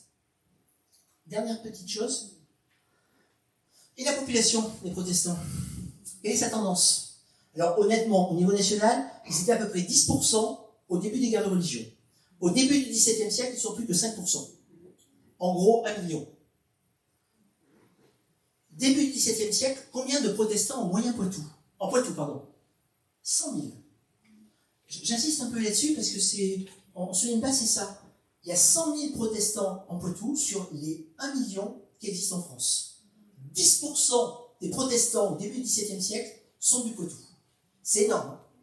Et si on regarde un petit peu alors c'est une estimation, 60 ans plus tard, on est passé à 80 000 protestants en Poitou. Si je fais un petit peu à la louche, des estimations, j'ai repris ce que notamment André Benoît avait pu estimer. Vous voyez, le Haut-Poitou, c'est 18 000. Le Moyen-Poitou, le Bas-Poitou, c'est aussi 18 000. Moyen-Poitou, c'est 40 000. Moyen-Poitou, c'est quand même énorme. Globalement, vous voyez, sur l'ensemble de la période, parce que les protestants, dans les années 1860 et 70, il n'y a plus que 800 000 en France. Globalement, le Poitou, c'est 10% chaque fois, et le Moyen-Poitou, c'est un peu plus de la moitié. C'est-à-dire que durant toute cette période, les protestants du Moyen-Poitou, oui, mais c'est surtout le sud de l'actuel département des Deux-Sèvres, eh bien, c'est plus de 5% des protestants français. Le poids du protestantisme du Moyen-Poitou est énorme au sein du Royaume de France. Bon, j'espère que vous êtes content quand je dis ça. Bon, voilà une petite carte aussi. Bon, on va arriver aux choses sérieuses, si j'ose dire. À partir de... Alors, je suis déjà à la 4e période. Je vois que je suis à peu près dans les temps. Je sais pas ce que tu en penses, Nathalie. Arrive... Alors, je ne sais pas s'il y a des admirateurs parmi vous. Le roi Soleil. Le roi Soleil qui est quand même le petit-fils d'Henri de Navarre. Et il se trouve que le XIV, qui a été élevé par sa maman, d'origine espagnole, très catholique, ne supporte pas qu'il existe une minorité protestante au sein de son royaume. Et dès sa prise de pouvoir, dès la mort de Mazarin, dès le début des années 1860, eh bien, il va mener incontestablement une politique extrêmement anti-protestante. Alors, comme il ne supporte pas cette... alors voilà, en 1661. Là aussi, coexistence, lui, c'est pas trop son truc. Il ne serait pas venu voir ton expo. Il va mettre en place, en l'occurrence, Louis XIV, finalement, plusieurs politiques successives, et qui sont toutes des politiques de persécution, en tout cas de tracasserie au départ, puis de persécution vis-à-vis des protestants. Alors, ce que je vais vous dire est assez connu quand même, je pense. D'abord, première mesure, je vais prendre dans l'ordre, c'est dans les années 1660, il se dit, c'est un peu pervers, édit Nantes, qu'est-ce qu'il dit déjà, édit Nantes? Les temples ne sont autorisés que s'ils existaient déjà, en gros, en 1598. Mais d'accord, il faut que chaque temple prouve qu'il existait bien en 1598. Et s'il n'apporte pas ces preuves, qu'est-ce qu'on fait? On le supprime. On ne fait qu'appliquer l'édit de Nantes. Alors, grâce à cette mesure, il y a des temples qui ne vont jamais parvenir à prouver finalement qu'ils existaient avant 1598. Vous voyez, il y a quelques temples déjà qui ferment. Chandonnier, Saint-Maxire, Aix-Soudan, Saint-Gelais, Bois-Ragon. Voilà, on respecte la loi. Alors, deuxième mesure qu'il va mettre en place, il va mener une politique de conversion rémunérée des huguenots. Je donne de l'argent aux huguenots, et en échange, tu deviens catholique. Alors, milieu des années 1670, alors ça c'était, c'est un petit peu la poursuite des missions qu'avaient menées les capucins et les lazaristes, mais là on donne de l'argent. Est-ce que c'est beaucoup comme argent? C'est pas si mal. On propose aux protestants 12 livres tournois. Alors vous allez me dire, c'est combien en euros? Ça, je peux pas vous dire. C'est combien? À l'époque, on peut estimer vu le contexte économique très difficile de cette période, qu'une famille paysanne, avec à peu près 50-60 livres tournois par an, parvenait à nourrir sa famille. Donc 12, c'est pas si mal. 50-60 livres tournois par an. Le livre tournoi étant la monnaie de l'époque. Et 12, c'est pas mal. Bon, est-ce que ça va marcher? En Poitou, ça va très très peu marcher. Il y a même certains petits malins protestants qui vont se convertir plusieurs fois. 12 plus 12. Ça s'appelle l'effet d'aubaine. Bon, cette politique va être un fiasco, il va l'abandonner. Et là, malheureusement, ça va devenir moins drôle. Puisque c'est la troisième série de mesures que va adopter Louis XIV. Il va mettre en place, là, carrément, une législation anti-protestante. Je prends que honnêtement, il y a des dizaines de dispositions, des dizaines d'édits. C'est Jenny Garrison qui a fait la liste, c'est impressionnant. D'abord, 1679, on supprime les chambres mi-parties. Vous savez, les tribunaux par moitié par le juge catholique et le juge protestant. Également, autre exemple, les mariages mixtes. Alors, vous avez compris, le mariage mixte, c'est pas comme aujourd'hui, c'est pas tout à fait la même définition. Mariage entre un catholique et une protestante, ou l'inverse. Interdit. Dès 1680. Ça c'est assez pernicieux, ça.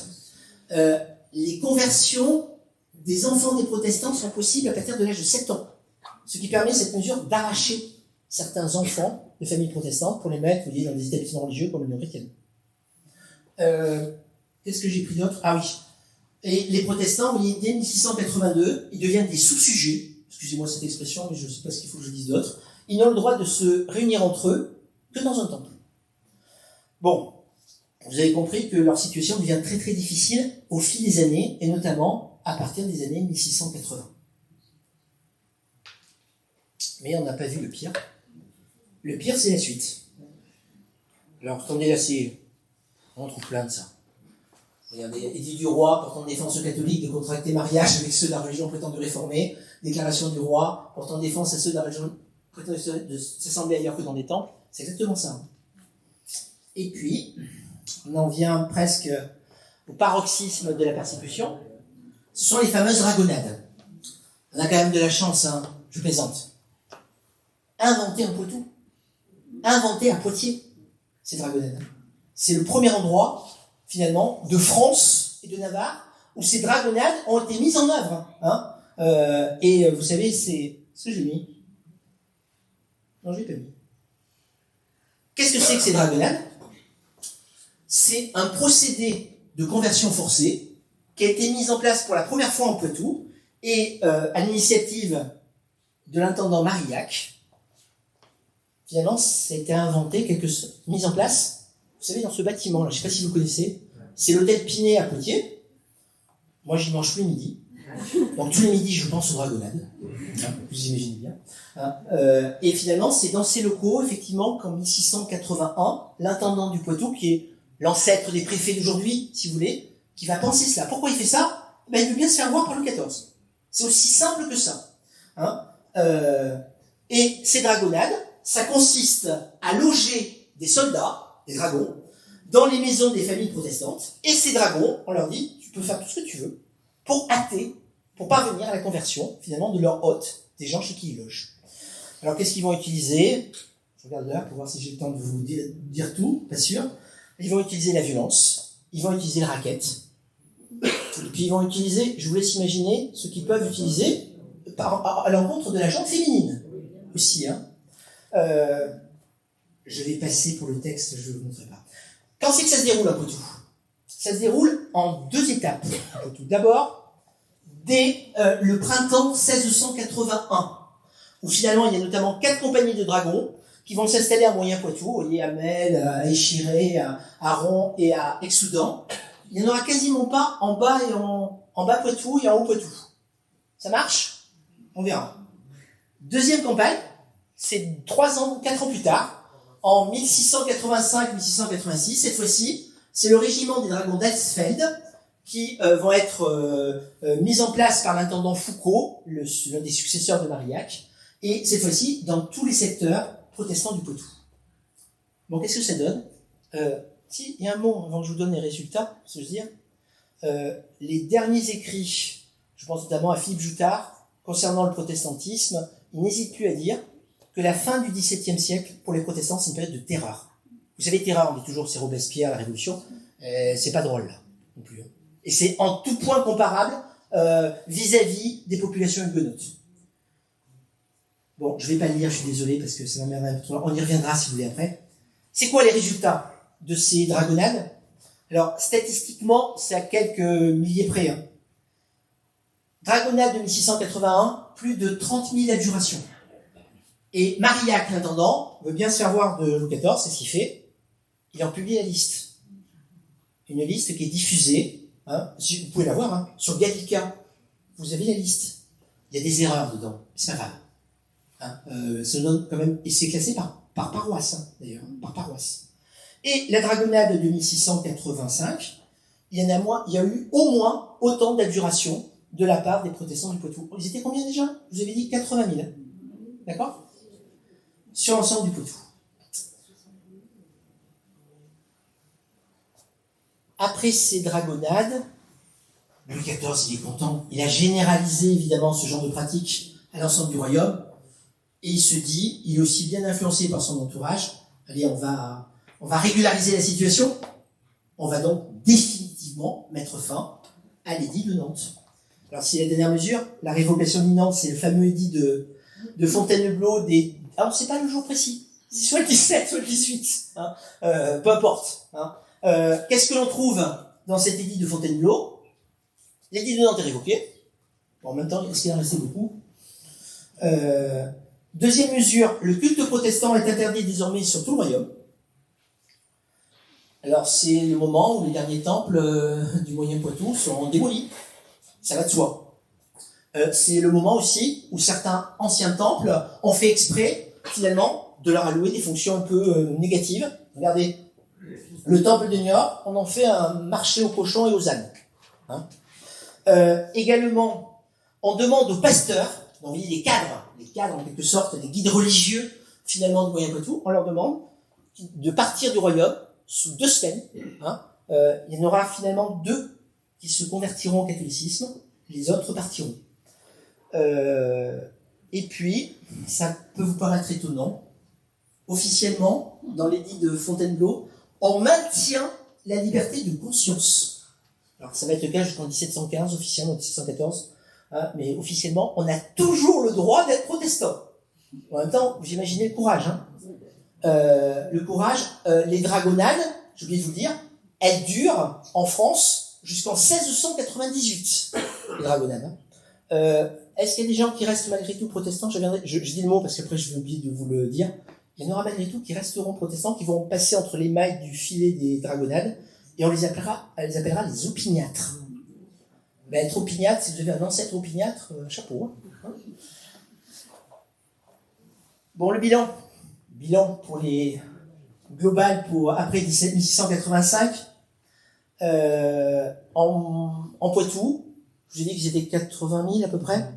Entre 65 000 et 70 000 se convertissent. D'accord? Et deviennent donc des nouveaux convertis. On va les voir, s'ils deviennent ces nouveaux convertis. À peu près 12 000 partent, s'exilent. En même temps, ceux qui s'exilent, c'est ceux qui le peuvent. Ceux qui en ont les moyens. Hein. Et ils vont, évidemment, aller se réfugier dans des pays plutôt protestants. Ils vont pas aller en Espagne. Hein. Excusez-moi, je dis l'Espagne, parce qu'à cette époque-là, c'est le pays le plus intolérant de l'univers. Je vais tenter de dire. Hein. Et 12 000 protestants français vont s'exiler.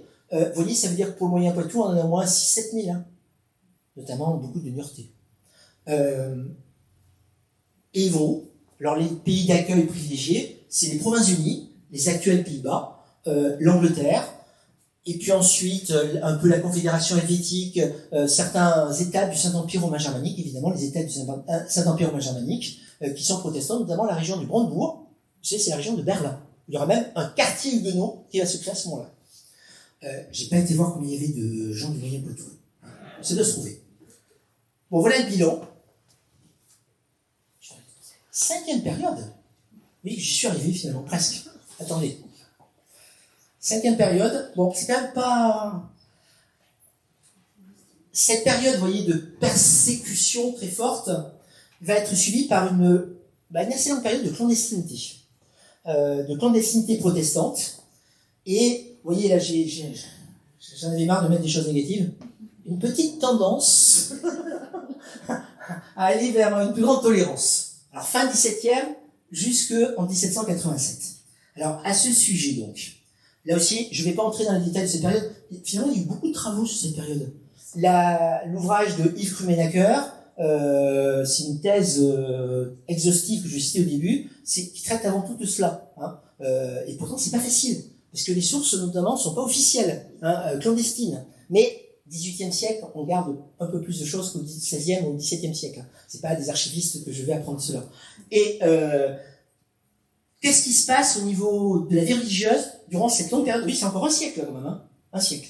Alors, ce que j'ai essayé de faire, d'abord, la première particularité, c'est qu'effectivement, c'est une longue période à la fois de clandestinité, mais aussi toujours de persécution pour les protestants du Moyen Poitou. Et ceux qui sont restés, je vais pas parler des quelques dizaines d'opiniâtres qui sont anecdotiques, mais ceux qui sont restés, ils sont devenus des nouveaux convertis. Officiellement, on les appelle aussi les nouveaux catholiques. Eh bien, comment font-ils? Que font-ils? Est-ce qu'ils deviennent immédiatement de fervents catholiques? Non. Et notamment, eh bien, ils vont faire montre de résistance. Alors attendez, résistance, ils vont pas se soulever non plus. Et qu'ils auraient fait en plus. D'abord, pour résister, premier moyen, première attitude, d'abord, ils vont essayer de fréquenter le moins possible les offices et les sacrements catholiques. Beaucoup d'entre eux, ils vont aller une fois à la messe catholique par an, à Pâques. Parce que s'ils y vont pas, ils sont poursuivis. Donc, on y va. Certains curés, j'en reviendrai, vont faire des dépressions nerveuses parfois parce qu'ils croyaient qu'ils allaient avoir beaucoup de nouveaux paroissiens. C'est pas du tout le cas. Deuxième manière de résister, alors là qui est plus courageuse, parce que là il faut pas se faire attraper. Ils vont également participer assez souvent, massivement, aux assemblées du désert.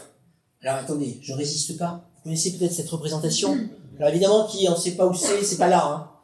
Cette représentation d'une assemblée du désert au XVIIIe siècle, même c'est fin XVIIe, début XVIIIe. Vous voyez, avec une foule qui est rassemblée dans un lieu isolé. On trouve un prédicant. Au départ, c'est un prédicant, là. Vous voyez, dans une chaire portative. Le prédicant, il n'y a pas de pasteur, C'est des gens qui s'improvisent, animateurs religieux. Je ne sais pas si on peut dire ça comme ça. Parfois, certains d'entre eux, ça peut être étudié, ils disent n'importe quoi. Également, on a une séparation des hommes et des femmes, vous voyez, dans cette foule. Et puis, on le perçoit des guetteurs. Parce qu'il ne faut pas se faire attraper. La première assemblée du désert en Poitou, c'est 1686. C'est tôt, N'oubliez pas que l'édit de Fontainebleau, c'est octobre 1685. Et en l'occurrence, ces assemblées du désert vont durer, en Moyen Poitou, pendant tout le XVIIIe siècle. Alors, il y a le pasteur Rivière, qui est un grand historien, il a fait notamment la géographie. Vous voyez, cette carte-là. Elle est intéressante. Là aussi, vous voyez, j'essaie de mettre en exergue un petit peu l'originalité du Moyen Poitou par rapport à d'autres provinces. C'est la région où il y a le plus, incontestablement, d'assemblées du désert. En bas Poitou, on n'en a plus. En haut Poitou, non plus. Mais c'est vraiment un secteur, là, très original à ce niveau-là. Et ces assemblées du désert sont particulièrement nombreuses, sans surprise. Là où le protestantisme était majoritaire, dans le quadrilatère, dans la zone de Saint-Mexan, Soudan, Mel, Mougon. Et ça, c'est vraiment une originalité régionale. Et puis, dernière manière de résister, je vais pas insister, évidemment, dès qu'on le peut, on se marie au désert, et puis on va marier également, baptiser ses enfants au désert. Alors, évidemment, il faudra attendre qu'il y ait des pasteurs, parce qu'ils n'arrivent pas tout de suite, on va le voir. Que deviennent, alors évidemment, ces manifestations de résistance ne se font pas sans réaction de la part des autorités locales. D'autant plus qu'il y a toujours un certain nombre de lois qui sont extrêmement répressives vis-à-vis des protestants. Alors, il ne faut pas être pris. Alors évidemment, là, je ne peux résister à évoquer un épisode, l'épisode du Grand Riz. Vous voyez, c'est en 1688, c'est très tôt. Effectivement, ce jour-là, dans la paroisse d'Égonée, près de Mougon, on a 1500 nouveaux convertis, je ne sais plus comment il faut les appeler d'ailleurs, nouveaux convertis officiellement, qui se réunissent dans ce lieu isolé, en plein jour, pour écouter des prédicants. Et puis il se trouve que l'intendant du Poitou a été mis au courant. Ils vont encercler avec leur dragon la foule, ils vont tirer sur la foule. Allez, nombre de morts, peut-être 7 ou 8, mais une cinquantaine de blessés. Les chiffres ne sont pas toujours concordants. 40 personnes sont arrêtées. Et puis, le soir même, on va en pendre 3. Évidemment qu'on va laisser pendus pendant quelques jours, en signe, pour des raisons d'ordre, une liste d'exemples, en quelque sorte. Alors, sachez que cet épisode-là, évidemment, la répression est toujours importante. En tout cas, elle est très importante jusqu'en 1698, ça c'est incontestable. Je vous parlais de terreur, je pense que le mot est tout à fait approprié. On aurait dû même l'utiliser depuis très très longtemps, cette expression. Et elle est quand même forte, quand même toujours cette répression, jusqu'aux années 1730. Par exemple, en 1725, il y a le gouvernement, enfin Louis XV, il décide de rééditer toutes les lois anti-protestantes en France. Et il demande à ses intendants de les appliquer. Donc, vous voyez, jusqu'au début des années 1730, toujours beaucoup de répression. Et puis, il faut dire les choses, la répression va devenir plus épisodique après 1740. Il y aura des petites phases. Mais globalement, c'est quand même plus facile pour ceux qui, de cœur, se considèrent toujours comme protestants. Alors, c'est pas facile, parce que vous voyez, là, je vous dis, ça va mieux après 1730, 1740. Eh bien oui, mais c'est pas les mêmes que ceux qui avaient vécu les dragonnades. C'est souvent les fils, les petits-fils, et que par conséquent, leur rapport au religieux est différent. Ça, c'est, faut aussi avoir ça en tête, un petit peu, l'aspect chronologique. Alors, que deviennent, pendant ce temps-là, le clergé catholique. Alors, effectivement, alors, surtout, c'est ça que j'ai étudié dans ma thèse, mais rassurez-vous, on va pas en parler toute la nuit. Il se trouve que le clergé du Moyen Poitou va progressivement changer d'attitude vis-à-vis des protestants. Alors, pourquoi ? Bien d'abord, je l'ai évoqué tout à l'heure, sont créés à Poitiers 2 séminaires. Un en 1681, l'autre en 1686. Le résultat, la création de ces 2 séminaires, ça va être que les curés qui vont être formés, enfin qui vont exercer, vont être plus cultivés, mieux formés, plus compétents. Et puis, il faut dire aussi un petit peu les choses. Ces curés, ils lisent aussi. Puis, vous voyez, au cours du XVIIe siècle, il y a une littérature qui se développe, la littérature des Lumières, qui, peut-être, ne met pas forcément la persécution et l'intolérance au premier rang.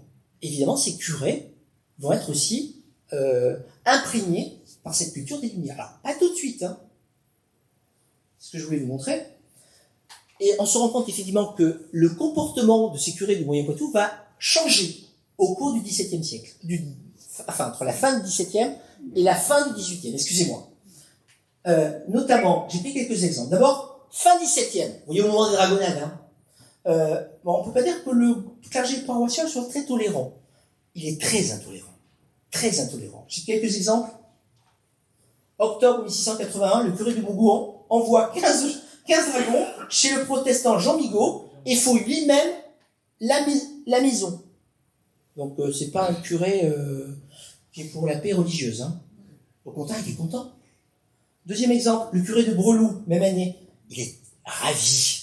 D'un seul coup, on est venu le voir, finalement, pour des abjurations, qui va, évidemment, méticuleusement consigner sur son registre paroissial.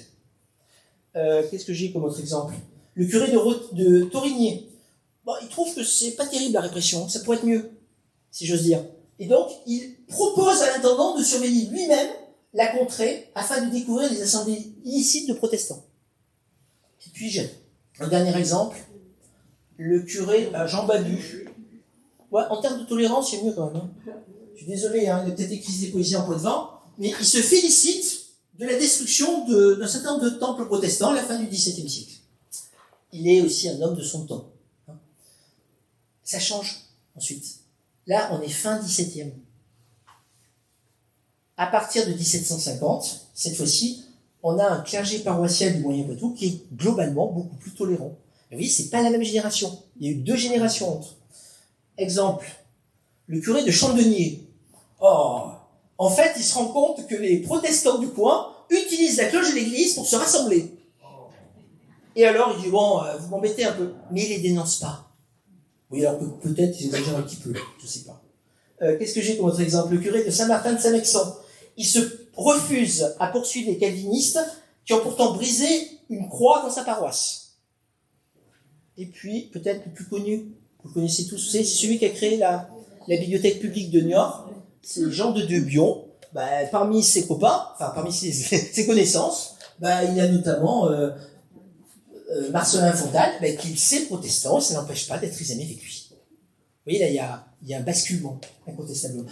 Ça ne veut pas dire que tous ceux des années 1680-90, c'était les pires horreurs, les pires salauds, et que ceux de la fin du XVIIIe siècle, c'est des anges. Hein. Mais globalement, le profil a quand même radicalement changé, globalement. Alors voilà Jean de Dieu-Bion. Dernier point, il faut que je me dépêche un peu, là-dessus je veux finir. Cette église protestante, 5 minutes 10 minutes. 10, oh, j'ai essayé 5. À partir de 1739, cette église protestante va se réorganiser et va bénéficier d'une plus grande tolérance. Il y a du côté protestant, mais vous voyez, d'abord, ça se traduit par une première étape avec l'arrivée des pasteurs. Premier pasteur qui arrive, c'est 1739, Michel Viala, je crois. Hein. Et puis, un deuxième pasteur en 1742, un troisième pasteur en Poitou en 1744, on en a un autre en 1746. Résultat, dans les années 1780, on a 7 pasteurs en Poitou. Tous formés cette fois-ci à Lausanne. La formation n'est plus à Genève. Ça, c'est le premier point. Deuxième étape de cette réorganisation, vous voyez, de l'église encore clandestine du Poitou, c'est... Alors, attendez, mais tant pis. C'est chez toi, mais... 1744 est organisé le premier synode provincial du Poitou à Praille. Vous savez, les synodes, c'est l'organisation d'origine, là, avec différents niveaux. Eh bien, au niveau provincial, il y a un premier synode. Alors, vous voyez, on les a pas trop embêtés, ils ont pu se réunir à Prague en 1744. Et puis, troisième étape de cette réorganisation, c'est en 1774, eh bien, on restaure carrément les colloques. Vous savez, au XVIIe siècle, il y avait les colloques du Haut-Poitou, du Moyen-Poitou et du Bas-Poitou. C'est simple. Hein. Là, il y en aura 4, en l'occurrence. Un colloque en Bas-Poitou, un colloque en Haut-Poitou, avec pour siège Lusignan. Il y aura 2 colloques en Moyen-Poitou, celui de Mel et celui de Saint-Mexan. On estime que dans les années 1780, il y aurait donc dans le diocèse de Poitiers environ 18 000 protestants. Alors on n'est pas dans les 80 000 ou 60 000 du XVIIe siècle, mais vous voyez, 18 000 protestants. On retrouve, vous voyez, la géographie fin du XVIIe siècle du fameux croissant huguenot du Midi. Conclusion. Elle est soulagée. Alors en conclusion, rapidement, 7h30, c'est vrai que je suis bavard. D'abord, je l'ai dit presque en préambule, mais il est clair que la question religieuse, elle est absolument centrale dans l'histoire du Moyen-Poitou, vous voyez, entre les années 1530 et les années 1780. C'est essentiel, hein. C'est vraiment central, et que toutes les autres questions, finalement, on peut presque les considérer comme secondaires. Ça, j'espère vous en avoir persuadé. Deuxième, pour voir la fin quand même, une fin un peu plus heureuse. Ces communautés protestantes du Moyen-Poitou sortent officiellement de la clandestinité à partir de 1787. Alors, il y a 3 textes en fait, je résume. Hein. D'abord, c'est l'édit de Versailles, d'ailleurs, officiellement ça s'appelait, mais c'est le fameux édit de tolérance de Louis XVI, hein, qui reconnaît l'état civil protestant. Alors, officiellement, il ne reconnaît pas la liberté de culte, mais en fait, on ferme les yeux. À partir de 1787. Deuxième texte, la Déclaration des droits de l'homme et citoyens, qui reconnaît notamment la liberté de culte. Et puis, le plus important en termes d'organisation, c'est 1802, avec les articles organiques, qui finalement vont donner aux églises réformées françaises une organisation, et les pasteurs seront rétribués par l'État. Hein. Donc évidemment, oui, ça se termine mieux. Hein. Ça se termine mieux, notre affaire. Alors, je finirai juste là-dessus. Finalement, c'est essentiel, finalement, de connaître finalement ces 3 siècles d'histoire religieuse sur le Moyen-Poitou, parce que finalement, ces 3 siècles d'histoire religieuse du Moyen-Poitou ont des prolongements importants au 19e et 20e siècle. Et très honnêtement, cette histoire-là, des 16e, 17e, 18e siècle, explique très largement les différences de comportement politique et religieuse qui existent entre le nord des Deux-Sèvres, au 19e siècle et 20e siècle, et la partie sud des Deux-Sèvres. C'est important. Et quand on regarde notamment les cartes, j'ai mis 2 cartes, dont il y a un auteur ici présent d'ailleurs, effectivement, là vous voyez, je faisais une carte des pratiques religieuses, les pascalisants. La partie nord est très pascalisante, font leur Pâques dans les années milieu du XXe siècle. La partie sud des Deux-Sèvres, non. En raison, vous voyez, de son passé protestant. Et puis au niveau politique, là, je ne sais plus quelle élection c'est, l'élection de 1902, la partie nord des Deux-Sèvres est plutôt conservatrice, qui était restée catholique, et la partie sud est plus républicaine, qui est évidemment, c'est l'héritage direct finalement de ce passé protestant. Merci à vous.